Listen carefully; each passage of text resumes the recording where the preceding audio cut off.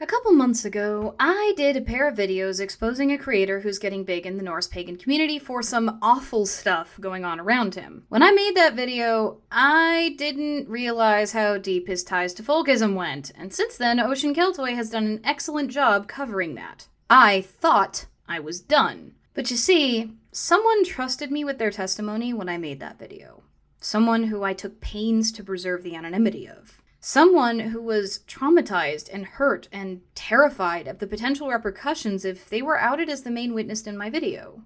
And I made a promise to this person that if anything happened, I would fight for them with everything I had. Let's do this.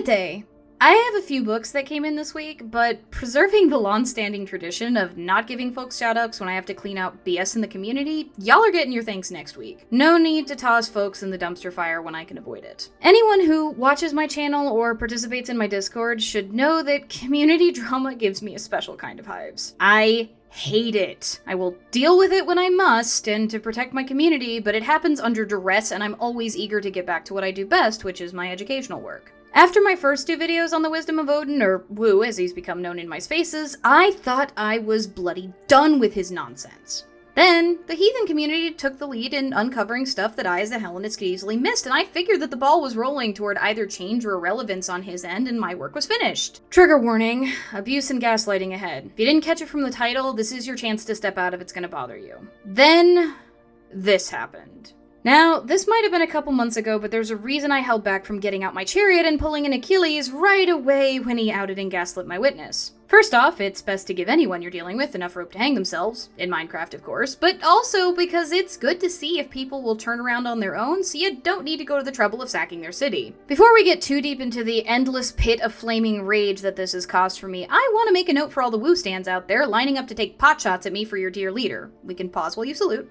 I got a ton of accusations of guilt by association in my first video, and I find it hilarious that you all somehow managed to miss Woo himself, calling the regional organizers and admins in his Discord literal extensions of the channel and himself. Which, as I pointed out in that first video, is extremely culty and concerning on its own. But, if you want to attack me for guilt by association here, you're disagreeing with the very person that I'm criticizing. He emphasizes in his Discord how carefully chosen these people are, how they're supposed to be leaders of entire regions of people and are responsible for organizing gatherings for those regions. Real life, potentially super spreader gatherings. Drengir of Tyr, also known as the Iron Road, also known as Torin, hereafter referred to as Chris because he's got the most inconsistent social media of any would-be personality I've ever seen. He might not have organized the gathering where these events happened, but he showed absolutely no concern for consent or ethics in the way he treated the person who came to me. A system who was crying and shaking and terrified as they relayed the harrowing things that happened to them. The level of irresponsibility in putting such an individual in a position of power cannot be understated here. If he's going to say that these are extensions of himself, his brand, his channel, and his movement, they don't suddenly transform into independent actors when it's convenient. You don't get to reap the rewards of your appointees' hard work and then throw them under the bus as independent operators when it suits you. That's not what responsible leadership looks like. Not without, at the minimum, publicly stripping them of their position, and at the best, formally denouncing them as well. Neither of which Woo has done. Woo himself said these people were extensions of himself. So let's, in good faith, accept his responsibility as he has described it, and take a look at the situation. I value my audience exponentially more than the filth that has attacked me.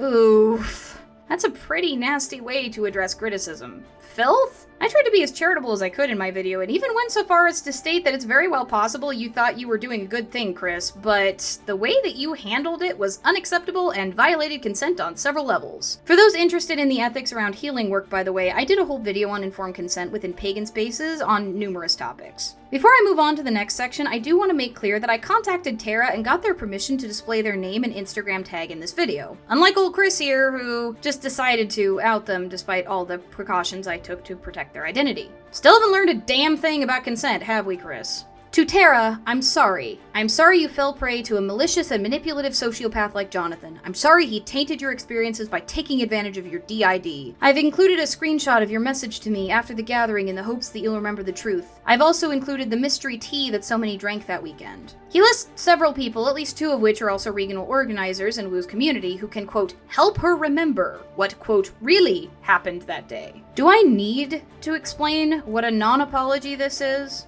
I mean, I'm going to anyway, of course, why else make this video, but do I actually need to? Tara identified Chris explicitly as the person who hurt them.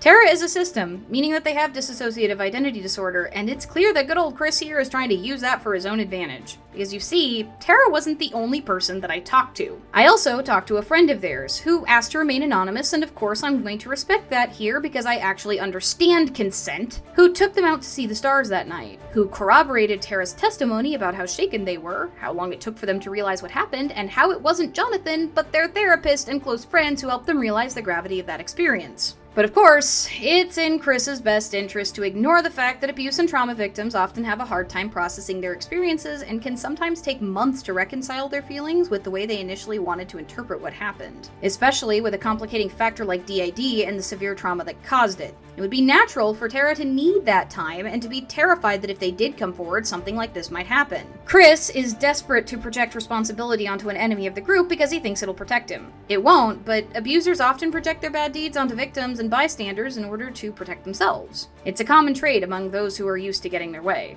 Any genuine apology should contain an admission of responsibility, if not guilt, and a commitment to do better in the future with some specifics as to how. Something like that won't necessarily fix the issue, but it can provide closure which can help Tara move on. This, as you can see, contains none of those things. I'm sorry someone else sucks isn't an apology, it's projection. It's not even worth partial credit, and it's worthy of every bit of criticism the community can levy. Because attacking your victim and projecting guilt onto another person effectively guarantees that this sort of thing will happen again, so we can assume it will happen again. It also does nothing for the person you're supposedly apologizing to.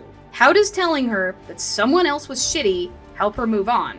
It doesn't. It strokes your ego and pacifies the folks left in your audience looking for a salve for their cognitive dissonance, but it does nothing for her. The level of manipulation here is almost unreal. Okay, so there weren't any psychedelics in the tea as purchased. Fine. Did Chris tell Tara or anyone else what was actually in it? No? Still no consent. Did he tell Tara that the healing work would involve trauma regression? No? Still violating consent. Was Jonathan the one who did this so-called healing work? Not according to Tara, in either DMs that Chris posted or the one sent to me talking about the hell he put them through. I believe the victim here. It is my firm opinion that this happened based off of the evidence Chris himself provided. And to make matters worse, he brought in a bunch of other people to gaslight this person all at once! To preserve what? A brand? A business? Gonna stand on the sinking Titanic like the captain he is? What follows are further allegations against someone named Jonathan, none of which were brought up in Tara's testimony. If Jonathan had done those things, don't you think Tara would be capable of sussing that out themselves rather than having old Chris here project that onto them? And that accusation at the end, about manliness and someone's partner abandoning the gods. I've never met or spoken to these people, but I do know that any person of any gender who makes a decision for themselves is responsible for that decision. Projecting that misogynist nonsense onto a person as though a man is somehow responsible for his wife is disgusting and speaks further to the fucked up view of consent and responsibility this man has. Is this the kind of person you would want leading a diverse community? This bit at the end, I'm not angry with you, I hold him responsible and I forgive you. Forgive them for what exactly? Coming forward with the horrendous ordeal you put them through and holding you accountable, Chris? Calling out your glorious leader and cash cow for his irresponsible behavior at a gathering held in his name? And Wu. Oh, Wu, old buddy, you said this person is an extension of yourself. This is the kind of person you'll stand behind? This is the standard you hold for your community? I get that you could give a flying pig's anus if anyone dies from your community in a gathering. You made that pretty damn clear in all your wishy-washy posts around the matter, feigning concern while encouraging people to hug all over each other during your gatherings so you could catch some clickbait and maybe lure some more unsuspecting victims into your pay-to-play Discord. Look how much fun they're having! I already covered how it'll only take one irresponsible git or an asymptomatic carrier to potentially cause death.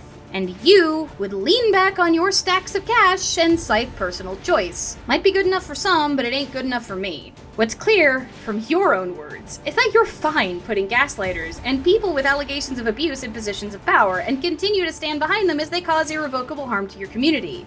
So many people have come out with stories, and at least one corroborated this one. So tell me, Woo, what's it gonna take, short of the pipeline of sweet green that's currently paying for that pretty new living space of yours getting cut off, for you to realize what you're doing to this community? Another person with irrevocable trauma, a COVID death? Or is it only when your Patreon drops to 0 that you'll actually care about the harm for the community that you've created? Speaking of money, this post here only underscores what I laid out in my first 2 videos about the profit motive behind Woo's channel. The guilt tripping here is fucking ridiculous. My Discord is larger than his, and I still have a healthy Patreon. If you need to emotionally blackmail people into supporting you, maybe you're not worth supporting. Especially as people are discovering that your little pay-to-play kingdom isn't the only heathen server on Discord, let alone the only in-person North Pagan movement. The pay-to-play only works when you're the only game in town, but you're not.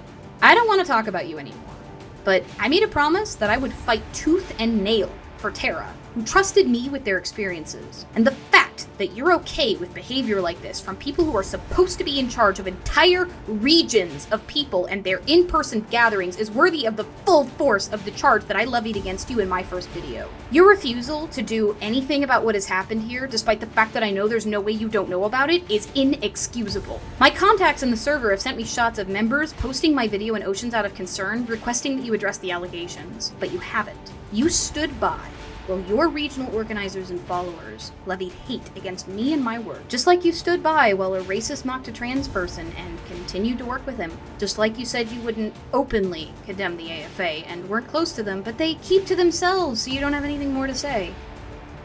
Keep the research. Do I support the AFA? No, I don't. If anyone's actually heard my rants on the AFA, it's really funny. To me, that is a difficult question because ultimately, I'm not near the AFA, nowhere near them, and it is a hot topic in the heathen community. Do I openly support them? Heck no. But at the same time, you know, they mostly keep to themselves, and that's all I can say. Just like you still work with that same racist who promotes white supremacist conspiracy theories on his social media alongside misogynist pickup artist rhetoric. Just like you called Declaration 127 a method of control in your Instagram post on the topic of racism. Just like you told us natives how we could follow along with Norse paganism using our own beliefs that have been passed down to us culturally. How you included us as a part of the Norse pagan story in America without asking any tribal leaders how they felt about that. So one aspect that is very hard to talk about is the Native American connection to the land. So obviously the land here was watched over and cared for thousands of years by the Native American tribes.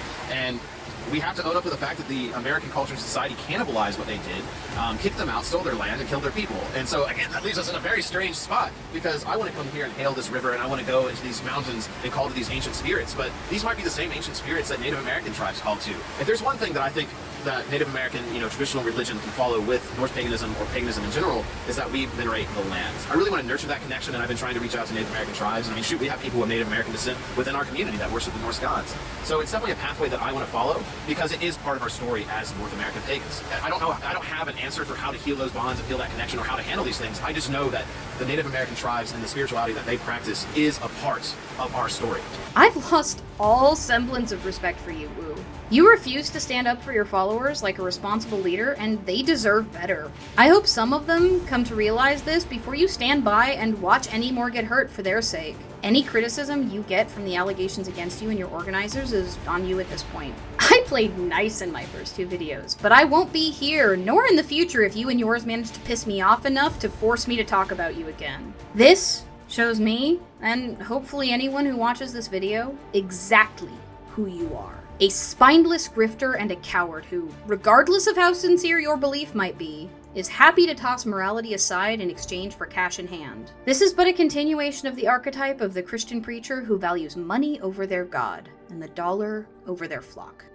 Thank you so much for sticking through that. If you're new here, guilt trip the subscribe button and slip the like button some mystery tea.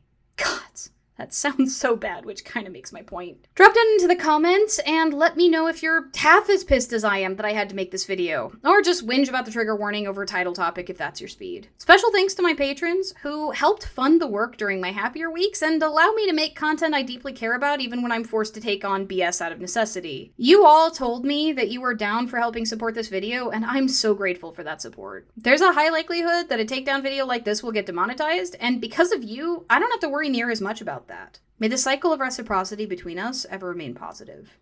And remember, faith ain't fear.